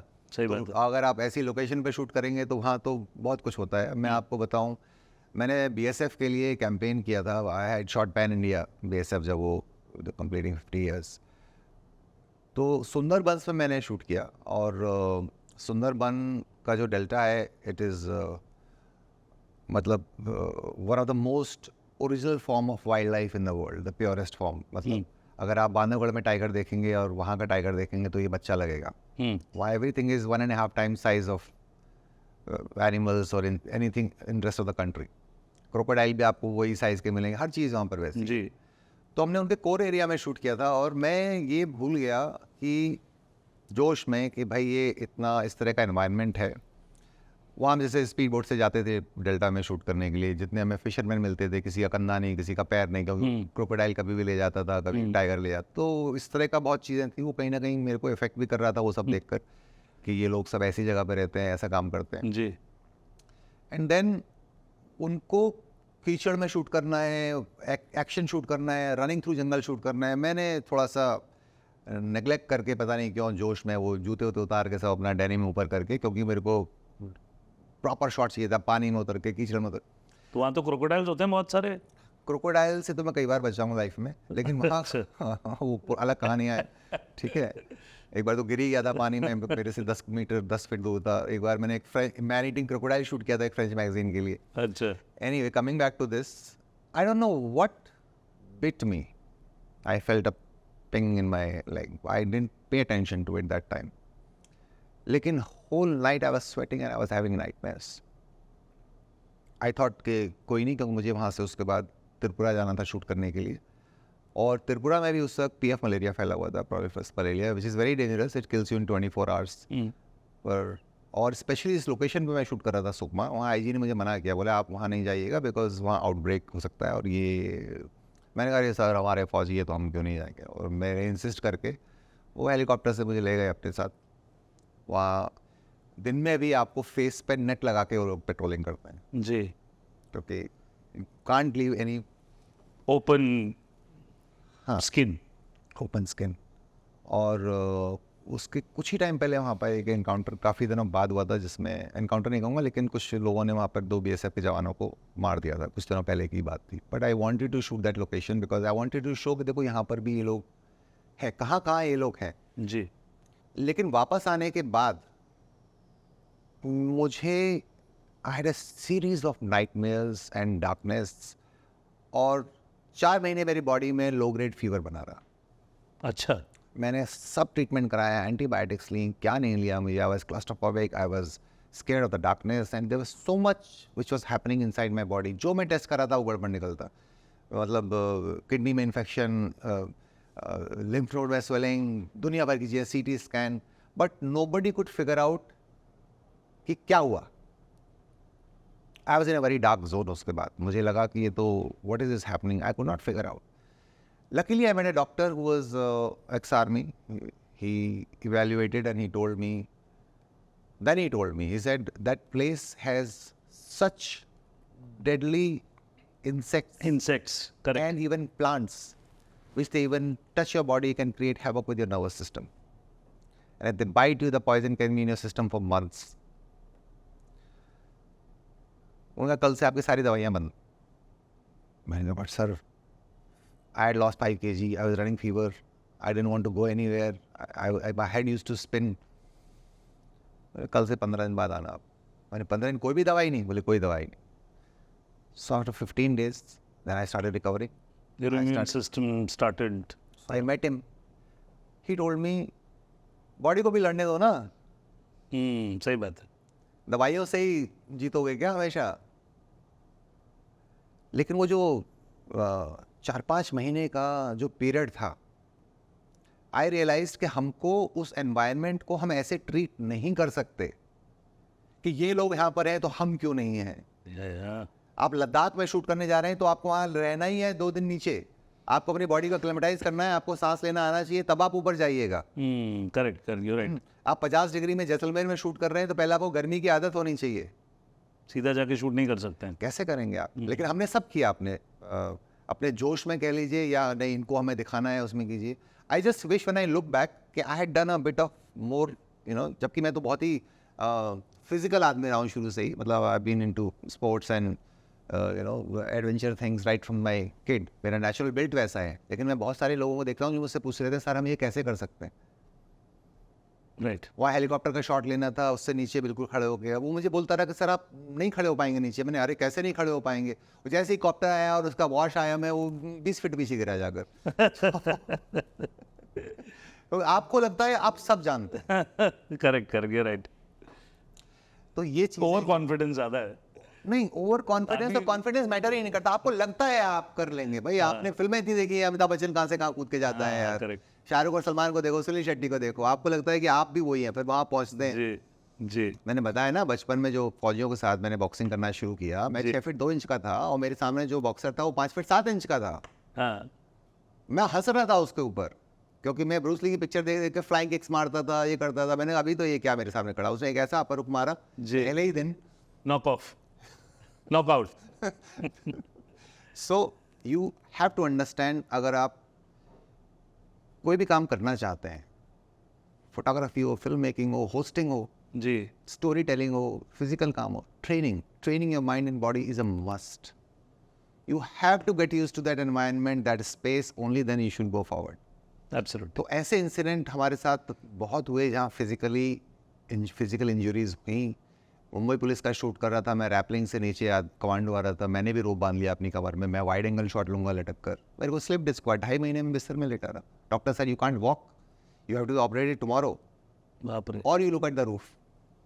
आई चूज द रूफ, क्योंकि उससे पहले बहुत ऑपरेशन हो चुके थे मेरे, जी जी। है ना। बचपन से इस उम्र तक मेरे 12 सर्जरीज मेरी हो चुकी हैं। That is adventure. लोगों को लगता है ना एडवेंचर होता क्या है। हाँ, अलग अलग रीजन से मेरी 12 सर्जरीज अब तक हो चुकी। अच्छा 7 बार डॉक्टर्स बोल चुके हैं हम बता नहीं पाएंगे, 2 बार मैं मेडिकली मर चुका हूँ। अच्छा। ये मेरी इस मंदिर की जर्नी है, इनर टेम्पल जिसे बोलते हैं। सो प्रवीण भाई, आप बहुत कॉफ़ी टेबल बुक्स में बहुत काम करते हैं, आर्म फोर्सेस के और एनएसजी के, जो कि अपने आप में बहुत बड़ा एक हिस्टोरिकल एक एसेट भी बन जाता है। उसके बारे में ज़रा बताइए हमें। देखिए, और company the art of visuals, हम लोग पहले कॉफ़ी टेबल बुक्स नहीं बनाते थे, हम शूट करते थे लोगों के लिए। लेकिन हमने देखा कि पिक्चर की वैल्यू बहुत डाइल्यूट हो जाती है अगर आप उसको प्रॉपर सपोर्ट सिस्टम उसको प्रोवाइड ना करें, प्रॉपर प्रिंटिंग ना हो, प्रॉपर डिज़ाइनिंग ना हो, बाकी कंटेंट ना हो। सो जब पहली बार एक ऑर्गेनाइजेशन ने हमको ऑफर किया कि आप हमारी बुक भी बना दीजिए, so we took it as a challenge and you will be surprised that in last 5 years we have done about 25 coffee table books. Oh. So right from photography to concept to content writing, designing and finally publishing.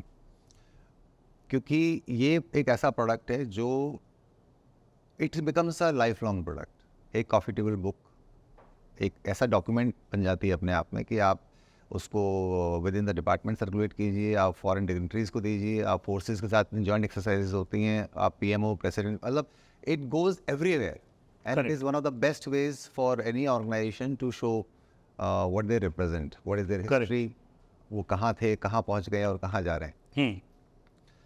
And lot of our work, जैसे हमारी book जो ताजमहल के ऊपर है, हमारी book जो the making of a black cat commando है, ये दुनिया भर के बुक फेयर्स में, इंटरनेशनल फेस्टिवल्स में जाती है and it gives us lot of happiness. हमारे दोस्त हैं जो कोई बिहार से तो कोई कन्याकुमारी से, दे विजिट सर्टेन पीपल और हमारी बुक वहाँ रखी होती है, उसका फ़ोटो खींच के हम भेजते हैं। जी। So we feel very happy. गर्व की बात है। गर्व की बात है हमारे लिए, बिल्कुल हमारे लिए गर्व की बात है। आप देखिए, हमारे लिए जो सबसे ज़्यादा गर्व की बात है कि जैसे एक डीजी ने बोला और एक लेफ्टिनेंट जनरल ने हमको बोला कि जिस देश में कभी बिकनी कैलेंडर वायरल हुआ करते थे, आज आपके फौज के फोटोज़ कैलेंडर वायरल होते हैं। क्या बात है, सच अ ब्यूटीफुल थिंग है। तो एक सपना था हमारा जी। कि हमारा यूथ इनको डाउनलोड करे, इनको वायरल करे, इनको समझे, इनको यूज़ करे, इनसे इंस्पायर हो। जी। सो मैं आपको एक छोटा सा एग्जांपल देता हूँ कि before I started this, I was in fashion, hardcore fashion. हम सभी लोग वोग जैसी मैगजीन्स के लिए शूट करना करते थे।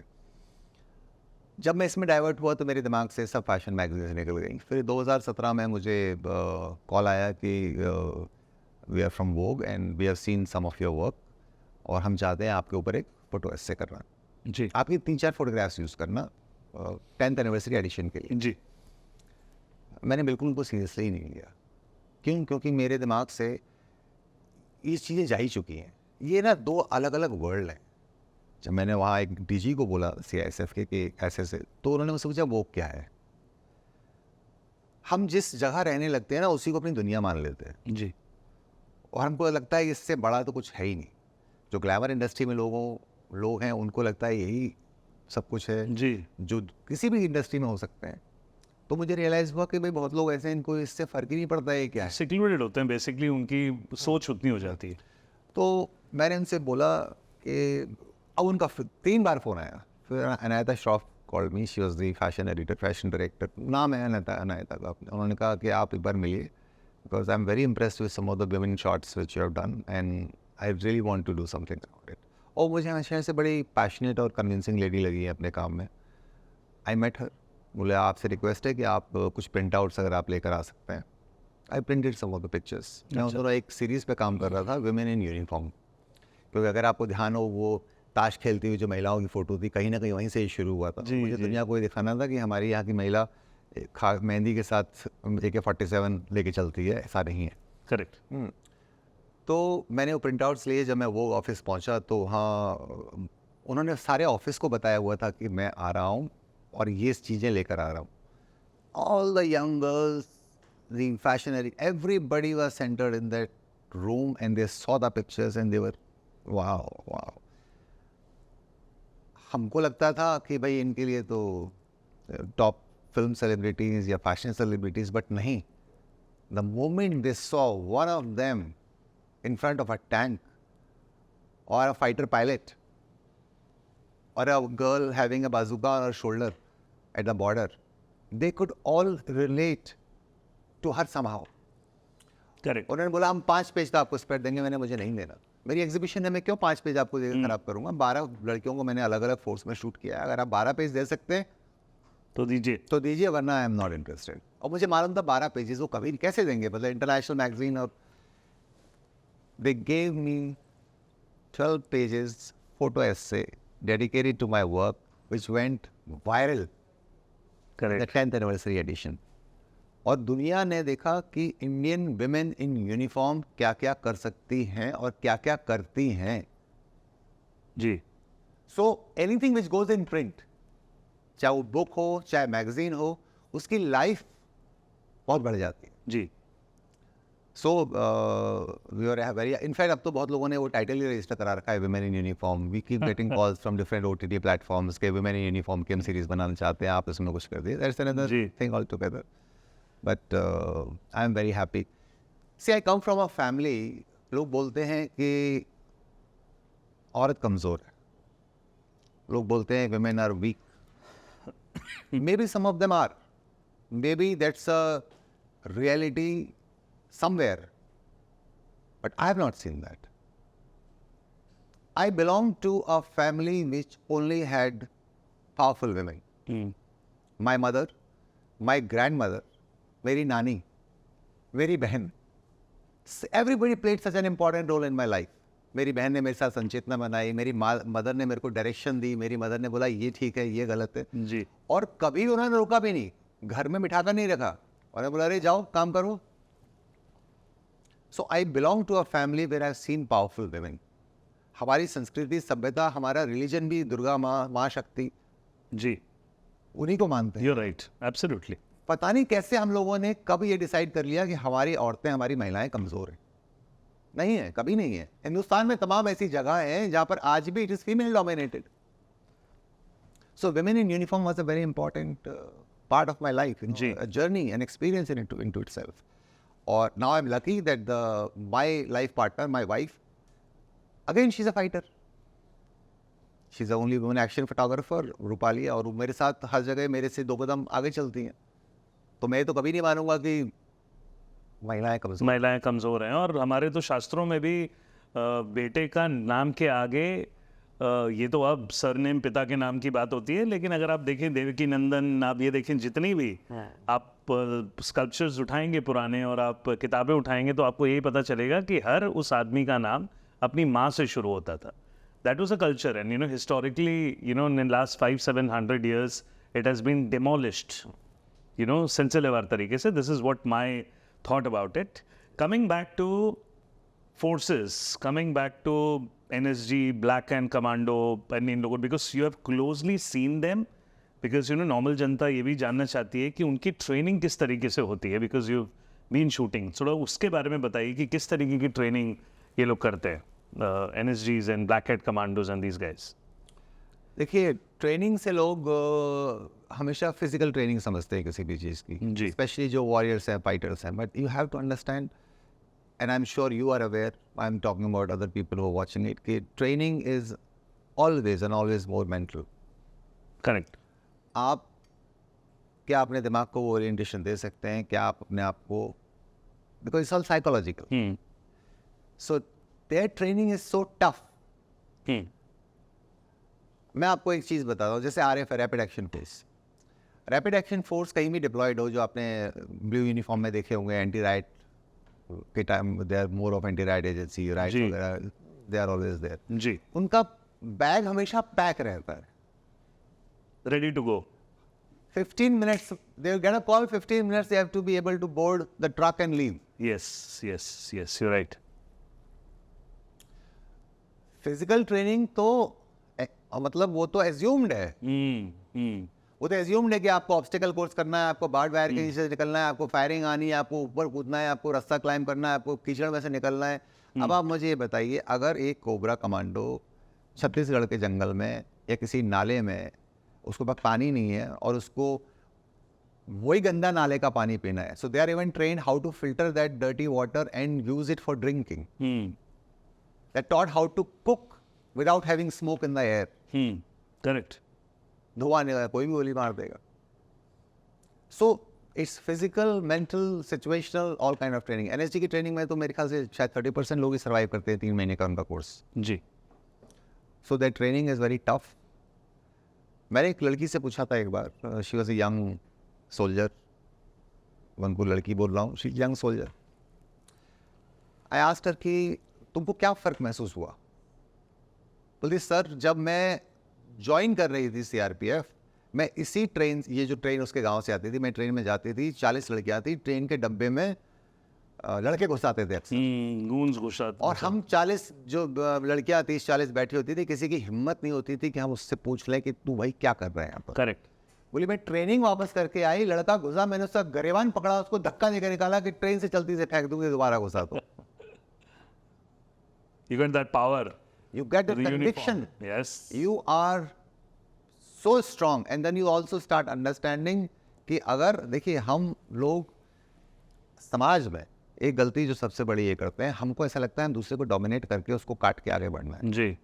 नहीं, ये एक ऐसा जंगल है, ये एक ऐसी जिंदगी है जहाँ हर इंसान अपना स्ट्रगल लड़ कर रहा है. करेक्ट. अपने माइंड में, अपने फिजिकली, अपने सड़क पर, अपने जॉब से, अपनी फैमिली से, एवरीबडी इज fighting.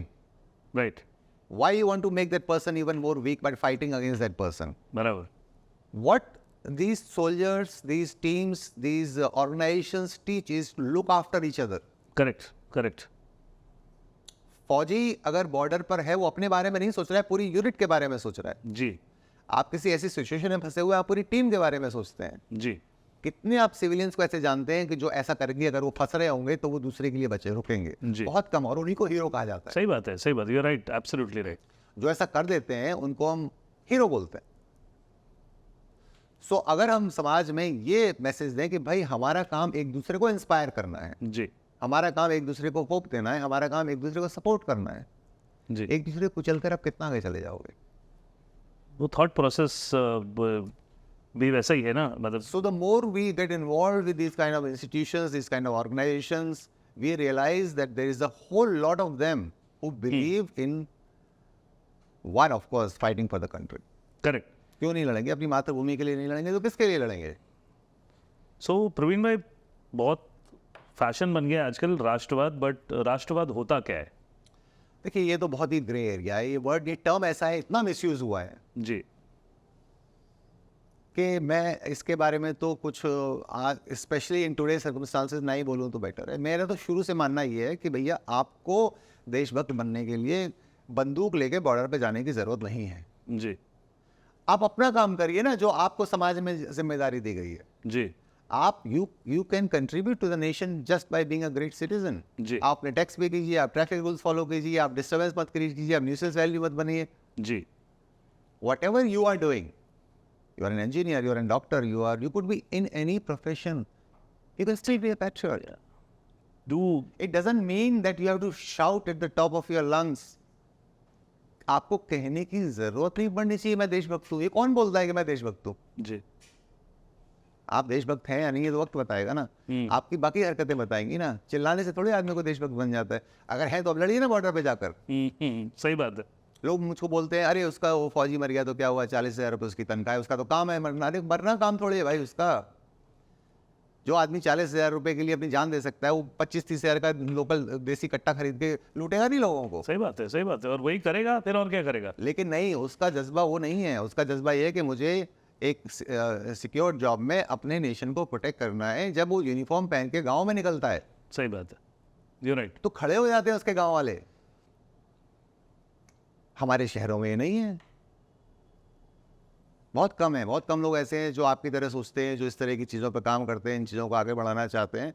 और देशभक्ति, पैट्रियोटिज्म इतना कंफ्यूज टर्म है आज की तारीख में कि लोग चिल्ला चिल्ला के, ठीक है भाई अपना अपना वक्त है, जिसको जो बोलना है बोलिए। माता जी और पिताजी किस तरीके से वो देखते हैं आपकी इस पूरी जर्नी को? अभी तो सर ऑन गोइंग जर्नी है, अभी तो शुरुआत भी नहीं हुई है। मुझे तो ऐसा लगता है कि अभी और बहुत कुछ करना है। लेकिन किस तरीके से, बिकॉज जब बच्चे को शेप अप किया जाता है, बिकॉज ये कहीं ना कहीं से तो आपकी इंस्पिरेशन आपकी माँ रही हैं, सिस्टर रही हैं, you know father wanted you to you know excel in your life. So कहाँ पे you know you think that you know एक वो चीज़ कहाँ से ट्रिगर हुई, और आपके माँ बाप आज की डेट में क्या सोचते हैं उसके बारे में दो शब्द आप बताएं। देखिए मेरे फादर मेरी ज़िंदगी में बहुत बहुत बहुत महत्वपूर्ण रहे। अब 3 साल पहले वो जी गुजर गए। जी लेकिन मैं उनको देखकर हमेशा ये सोचता था कि इतना दबंग भी कोई हो सकता है। जी He was a fighter. मेरे दादाजी 4 बीघा ज़मीन 14 साल की उम्र में परदादा चले गए। 4 बीघा ज़मीन को उन्होंने 100 बीघा कर दिया अपने लाइफ टाइम में, 14 साल के बच्चे ने। जी मेरे फादर 24 गांव में पहले किसान थे जो इंजीनियर बने। 60 किलोमीटर दूर साइकिल से जाते थे, अलीगढ़ मुस्लिम यूनिवर्सिटी पढ़ते थे, वापस आते थे, सैटरडे संडे को खेतों में काम करते थे। तो मेरे लिए तो ये वो उस जगह पर रहे हैं जहाँ मैं पहुँच ही नहीं सकता कभी। मेरे अंदर इतना कन्विक्शन या इतनी स्ट्रेंथ नहीं है जो मेरे फादर या ग्रैंडफादर में थी। जी मेरे ग्रैंडफादर 96 की एज तक सीधे खड़े होकर चलते थे। हमारी आपकी कमर दर्द करती है अभी से। जी मेरे फादर 75 की एज में उनको स्ट्रोक हुआ, लेकिन वो हॉस्पिटल में बैठ के लड़ रहे थे डॉक्टर से कि ये आईसीयू में तूने टीवी लगाया है तो चल क्यों नहीं रहा। अच्छा, यू अंडरस्टैंड?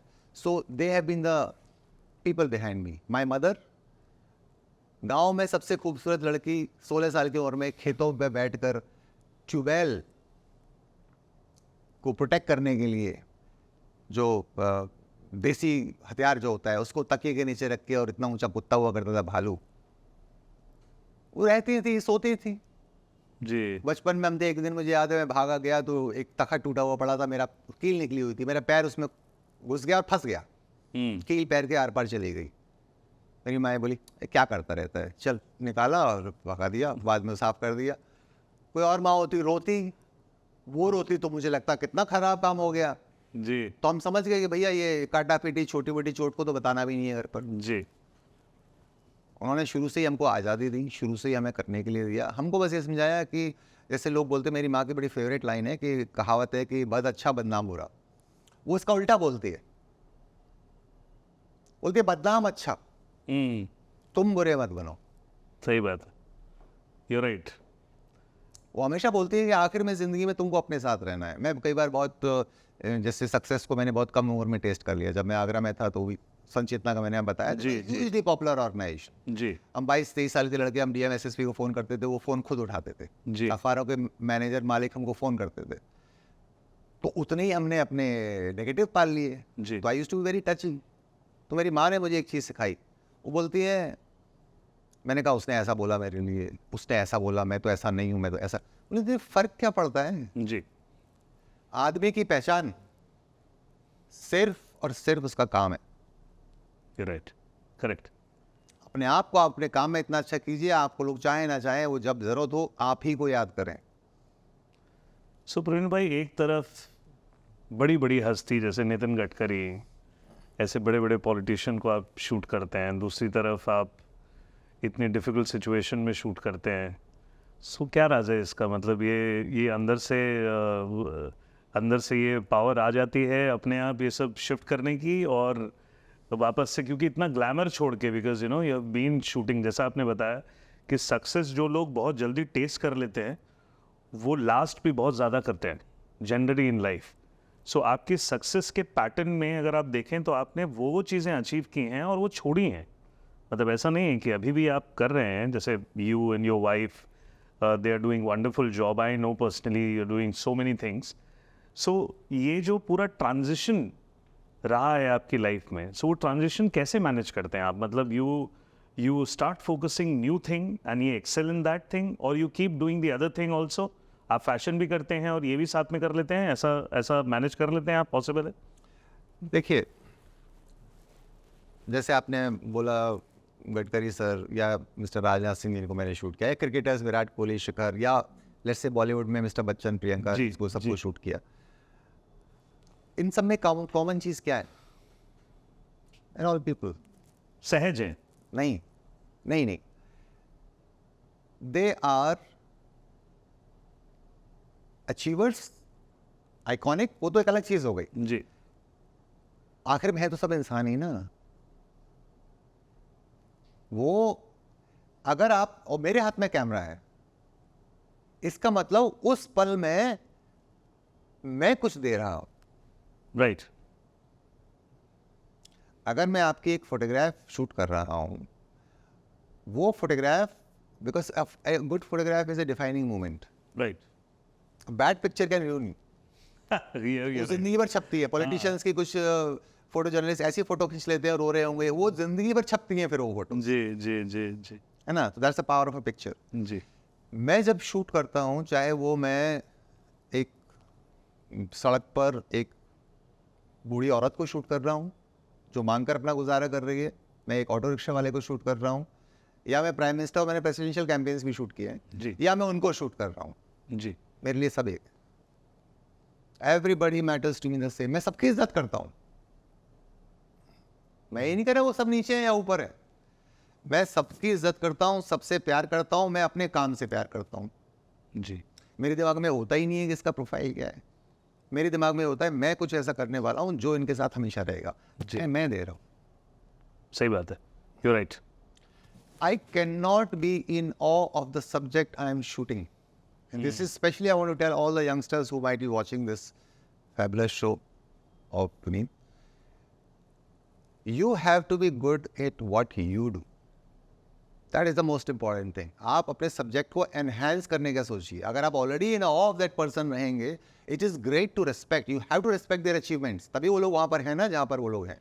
लेकिन आपको उसको एनहेंस करने के लिए या उनकी सही चीज़ को कैप्चर करने के लिए उस वक्त बुलाया गया है, उसके साथ आप जस्टिस करेंगे तो आप कर पाएंगे, वरना आप कंफ्यूज रहेंगे and you will end up spoiling your assignment. So Praveen भाई, आने वाले टाइम में, because you are a very potent film maker as well, you are a film maker, ये फोटोग्राफर और ये सारी चीज़ें तो पार्ट है आपकी। As an individual you are a great film maker. I know, I have heard few stories, it's been 25 years I am hearing the top notch stories, and you no किस तरीके से आप उसको करते हैं। अपने आप में सभी चीज़ें अपनी स्टोरी हैं। आने वाले टाइम में are we seeing you directing the kind of content you are capturing? क्या उस जॉनरा पे क्या हम आने वाले टाइम में कुछ बहुत बेहतरीन देखने वाले हैं ऑन दी बिगर कैनवस? देखिए, आप देखने वाले तो ज़रूर हैं, और वो बेहतरीन है या नहीं है ये आप डिसाइड करेंगे उस वक्त। देखने वाले हैं ना हाँ, बस। हम बिल्कुल देखने वाले हैं आप। और filmmaking. In fact, the interesting part is that before I became a photographer, I used to be a documentary filmmaker. Correct तो मैं डॉक्यूमेंट्रीज एवीज तो बहुत पहले से बनाता आया हूँ, उससे पहले एज अ राइटर. तो मैंने कहा ना कहीं ये हमारे पार्टी हैं सारे जो जुड़कर हमें बनाते हैं, जो भी हम आज हैं या जो कल होंगे जी. लेकिन कुछ सब्जेक्ट्स मुझे बहुत इंटरेस्टिंग मिले हैं जो which are very close to my heart. One of them is basically based on paramilitary, one series Armed forces, yeah? We have developed and hopefully we'll start shooting sometime this year. जी. That is one, and there is another series which is again a very unique series. It's on the working of brain. So it's a very different. It's a psychological thing that we have developed and researched a lot. तो इस साल आपको ज़रूर कुछ ना कुछ अच्छा शुरुआत करने को मिलेगी. बाकी लोग हमने कुछ और भी चीज़ें शुरू करी हैं जो हम एक्चुअली लोगों के कहने पे हमने शुरू किया है, because we choreograph so much action. Lot of film makers who have started approaching us कि आप you know the publicity stills or certain sequences if you can design for us when we are shooting so that look more realistic. जी. क्योंकि unfortunately आज भी हमारे बॉलीवुड में barring very few people, most of the people have no real knowledge of action. Correct. है ना, वो weapon कैसे पकड़ते हैं, वो बड़ा डॉक्यूमेंट्री शूट हो रही है, रियल शूट कर रहे हैं, आप AK-47 हाथ में आदमी लेकर घुस रहा है, मैगजीन ट्रांसपेरेंट है, मालूम पड़ रहा है एक भी गोली नहीं है उसके अंदर, है ना. तो ये सब चीज़ें चलती हैं, Unrealistic. है ना. बारूद का धमाका कैसा होना चाहिए, गोली का निशान कैसा होना चाहिए, वो कहीं एक पिक्चर देख लिया उसी को रेप्लिकेट करके, मतलब they take audience for granted. It is so unfortunate. हमारी ऑडियंस आज वो नहीं है जो 20 साल पहले हुआ करती थी. मेरा 17 साल का नेफ्यू आज वेपन्स के बारे में मुझसे ज़्यादा जानता है. 24 our is playing the game on internet. Correct. They know better. So are you qualified enough to treat this generation as people who don't know anything? No, you can't. Right.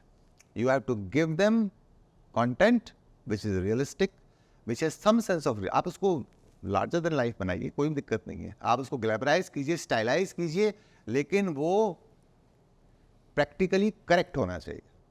So we have been helping some filmmakers. Wherever we can, whenever we have time, whoever approaches us. But we are very excited about our production. क्योंकि जैसा आपने बताया, मैं कहानियाँ तो आपको 25 साल से सुना रहा हूँ. नहीं, मैं भी सुना रहा हूँ ये, क्योंकि मैं इंटरव्यू ले रहा हूँ, लेकिन जिस दिन कभी ऐसा मौका लगेगा तो मैंने भी आपको बहुत कहानियाँ सुनाई है. एनीवेज, थैंक यू प्रवीण भाई for coming on the show. Such a beautiful conversation, और आपने जितनी सारी बातें साझा की, धन्यवाद आपका टाइम निकालने के लिए और हमको बहुत सारी बातें बताने के लिए. Looking forward to see more and more creative work from your side. Thank you very much. My pleasure. It has been a genuine pleasure to sit here and have a conversation with you. क्योंकि हम जानते तो आपको बहुत पहले से हैं, लेकिन इस तरह की बातें दुनिया के सामने शायद आज पहली बार कर रहे हैं. Thank you so much for calling and having me here. और दोस्तों, अगर आपने अब तक सब्सक्राइब नहीं किया है सूत्रधार को, तो कर लीजिए, क्योंकि इस एपिसोड का तो पता नहीं, लेकिन आप बहुत अच्छे एपिसोड पहले ऑलरेडी मिस कर चुके हैं और आने वाले बहुत अच्छे एपिसोड मिस कर देंगे अगर आप इसको सब्सक्राइब नहीं करेंगे. Thank you.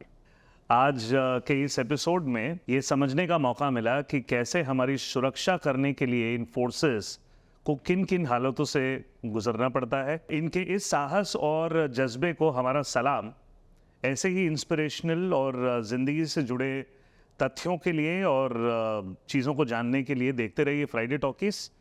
मिलते हैं नेक्स्ट एपिसोड में सूत्रधार विद विनीत राय.